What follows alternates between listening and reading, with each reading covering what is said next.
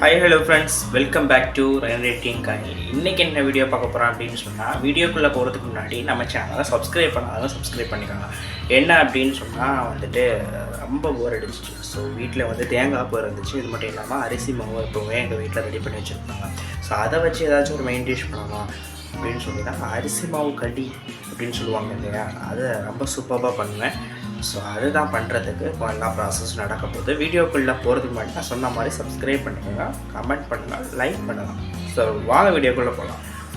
Friends, நான் இன்றைக்கி களி பண்ணுறதுக்கு தேவையான இன்க்ரீடியன்ட் நான் எடுத்துக்கிட்டேன்.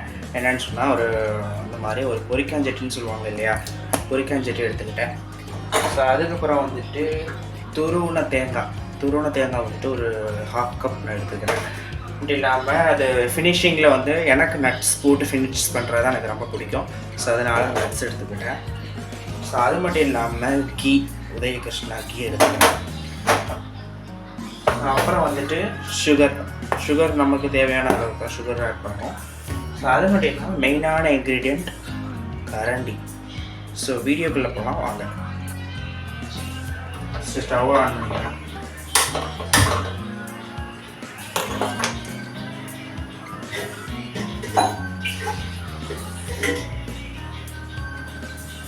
அப்புறம் 1 கிளாஸ் தண்ணி ஆட் பண்ணிக்கிறேன்.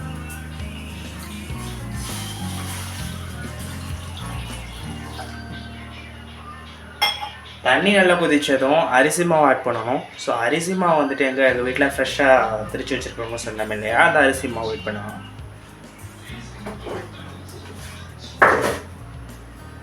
ஸோ எங்கள் வீட்டில் ஃப்ரெஷ்ஷாக திரிச்சு எப்போவுமே பாக்ஸ் போட்டு வச்சுருவோம் அரிசி மாவு.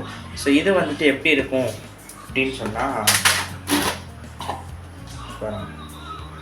கொஞ்சம் தேவையான இந்த சுரசுரப்பாக அந்த வாடாக்குன்னு வாங்குறது அப்படி சொல்லி தருவாங்க. அவங்களாம் கேட்பாங்க, வாடாக்கா வீட்டு தேவைக்கா அப்படின்னு சொல்லிட்டு கேட்பாங்க. நாங்கள் வீட்டு தேவைக்குன்னு சொல்லிட்டு தனியாக நாங்கள் அரைச்சி வச்சுருக்கோம்.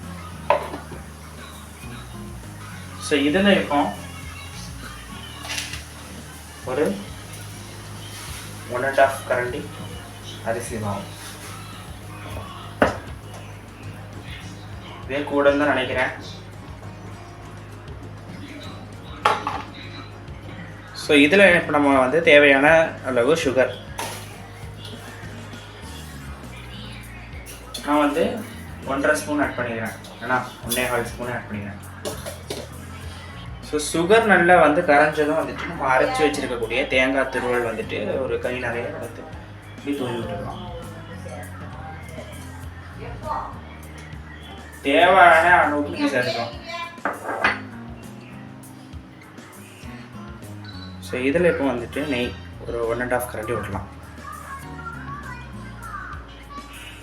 ஓகே, நெய் போட்டாச்சு.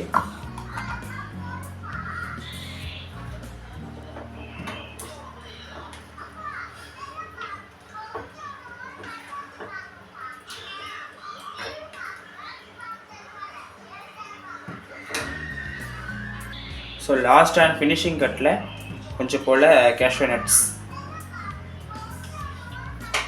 போட்டு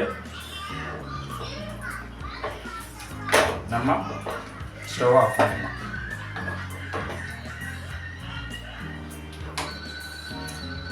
லாஸ்ட் அண்ட் ஃபைனல் ஸ்டேஜ் சூப்பராக சேவ் பண்ணியாச்சு.